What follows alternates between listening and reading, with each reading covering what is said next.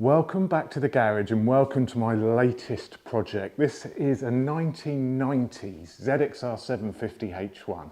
But before we got too carried away and before you start typing in, what about the hypermotard? Don't worry, that will be sorted before I get stuck into this bike. But I've been looking for a restoration project probably for the last couple of years, and when I moved and redid the garage, doing this sort of project was very much on my mind. So we're going to have a new series starting in the autumn where I fully restore this bike. This bike was basically parked up 12 years ago and hasn't been started since. So there's going to be quite a lot of work getting this bike up together again and bringing it back to the fantastic glory days. I used to own one of these back in the 90s.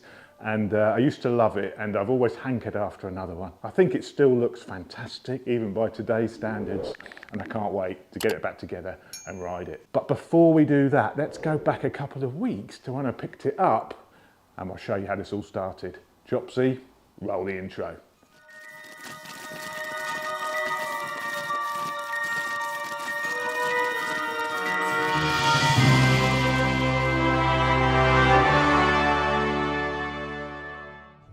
Lead the way, Bagpuss. Lead the way. Right, just think you're going to go left in here.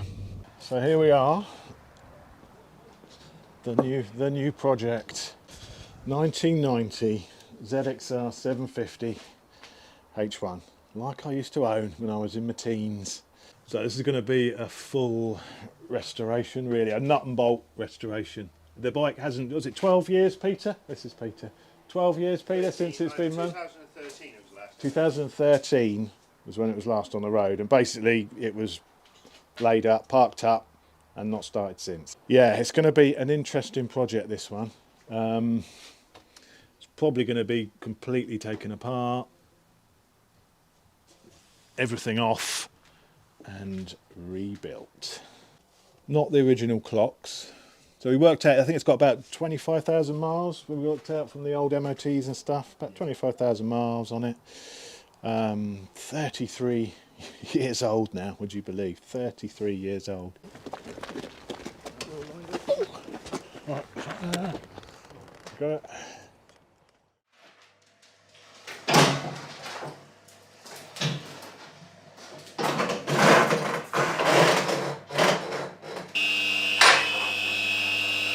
She has arrived to her new home. Now, first of all, before we go any further with this video, those typing in the comments, where's the hypermotard? Don't worry, the hypermotard will be put back together before I start this bike. Before I get into this bike in anger, the hypermotard is going to go back together. I haven't got room for two bikes in bits, so don't worry, the hypermotard will be happening first. It's in these cupboards, it's in these boxes down here. Basically, I'm awaiting my Craftworks unit still. I still haven't got the unit. I've been waiting 4 months for the Craftworks cupboards to turn up so I can put everything back together in the garage, sort through all of my hyper bits. I've got loads in the shed as well, but I can't do that until the bloody cupboards turn up from Craftworks, and they've been 4 months. I'm hoping they're going to come next week, but it's killing me. So we can't start this until the hyper's back together. So those getting excited for this project, you're going to have to hold off. It's probably not going to get going until the autumn. Probably until the autumn. What I may do to start with, because this hasn't been started in 12 years, is see if it will run. I can't put it away and forget about it without knowing if it's going to run or not. So I'm going to take the tank off, take the carbs off, clean the carbs, change all the fluids, see if it will start. The throttle cables are seized, the choke cable's seized. It could be the actual carbs. Let's have a look through here. It could be the actual carbs are all gunked up, but I don't know. It could be they're sort of just gunked, and you know, the throttle butterflies or whatever. Not butterflies, throttle tubes, is it? This is old school. Throttle tubes are just seized because they were left with fuel in them. This probably took 4-star, but who remembers 4-star and 2-star petrol? This has probably had 4-star in the tank back in like 1990. When did 4-star? If you don't know what I'm talking about, I'm not talking about these people.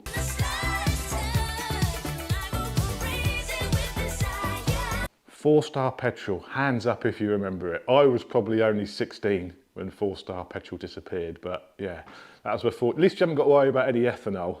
in the fuel tank on this one. The reason I bought this bike is because the bodywork's very good. The tank is also pretty much immaculate. I've looked inside the filler, doesn't seem to be any rust inside. Obviously the fuel's all gone and it stinks in there, but I need to get a camera inside and inspect the lower parts of the fuel tank, see what the situation is. But all of the bodywork elements are pretty decent on this bike. It needs a lot of work.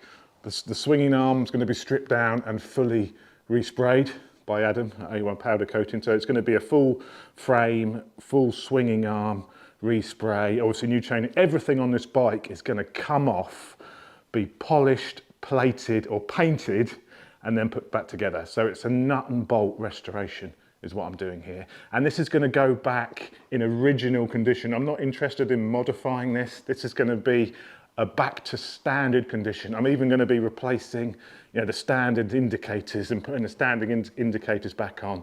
It's going to be a sensitive restoration. I mean, I did think about putting on later upside down forks and stuff, but no, it's not going to be about that. This is going to go back to 100% original condition. So that's the plan. It's a lot of work here, a lot of work. And I must say a massive thank you to Peter and his friend who contacted me and said, because I did a video probably last year sometime when I went through my bike history, and I used to own one of these when I was probably 22, something like that. I'll pop a picture on the screen. This is me on my bike. So I've always said, if I fancy doing a restoration, and why not do it on a bike I used to own, I used to love. So this is sort of a personal sort of journey for me, really, to revisit my childhood to a degree and get myself back on one of these. I think these still look fantastic. These bikes haven't aged. It still looks fantastic today. It looked brilliant in the 80s. It looks just as good these days. And you really don't see many of these on the road anymore. And because this is all there from a bodywork point of view, I think it's worth the punt and take a risk. I mean, it could be I'm going to uncover all sorts of unknowns with this bike. What problems am I going to find when I start stripping it? I'll probably do a compression test while I've got all the tank off and everything, see what compressions it's got, go through the whole bike and basically bring it back, restore it, and then go out and ride it. Oh, I mean, these were never that fast back in the day. These are sort of 110 horsepower, I think 110 horsepower, weighs 220 kilos. So, you know, it's no lightweight, and they were never that fast back in the day. So, you know, it's not going to be, I don't know, maybe it will be exciting. I know you have to rev them quite a lot. These were built for World Superbike.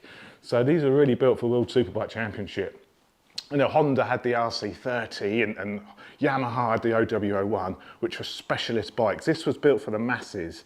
And yeah, I can't wait to get cracking on this. But don't worry, the Hypermotard will be going back together first. I'll be going up, getting the engine put back together back at Nelly's and cracking on with that. The reason it hasn't happened, because these bloody cupboards haven't turned up. I'm hoping they're going to come next week. I've got tracking information now, but they've been sat in France for 2.5 weeks without moving, stuck in customs. So it's just been an absolute joke from start to finish. If you like the sound of what's going to happen to this bike, give me a subscribe below. But don't be nagging me saying, where is it? You know, it's not going to be, I may do a video where we try and get it running fairly soon, but it's not going to be, we're not going to get cracking properly until the autumn probably. But there we go. As you can see, you know, up close, it's been stored in a damp garage. You know, there's a lot of surface corrosion over everything. Now, if you have a look in here, subframe, all this is going to have to be repainted. It's still got the 09 tax disc on it. Micron exhaust, I don't know what's going on here. I need to sort of strip down and see what's happening. But you can see all the calipers are going to need restoration, repainting, new seals. You know, everything is going to need cleaning. Wheels, repowder coating, new bearings. Here's the frame, a fair few chips on the frame. So there's a lot of work here, but fundamentally, you know, the bodywork is pretty decent. The tank's decent. These fairing panels are pretty decent, bear a tiny little wear marks on them. This front cowl is probably going to be repainted because it's got a bit of a crack down at this side. So repaint the front cowl, put the original screen back on. We don't want no blue tinting going on. Suspension will need to be stripped, rebuilt. Discs, maybe how to save them, not sure. But just going through everything. I mean, look at it in there, look, it's minging. Everything cleaned, painted, polished, or plated. It's a hell of a lot of work here. It's a hell of a lot of work, but when this is done, these go for about £6,000 to £7,000, all in good condition, all up together. So, you know, I got it for a really good price, and it's going to be a fantastic project. So if you like the sound of it, press the subscribe button below, and I'll see you soon for some more garage antics. I'll leave you with some close-up details of this machine, and I'll see you on the next video, guys. See you later.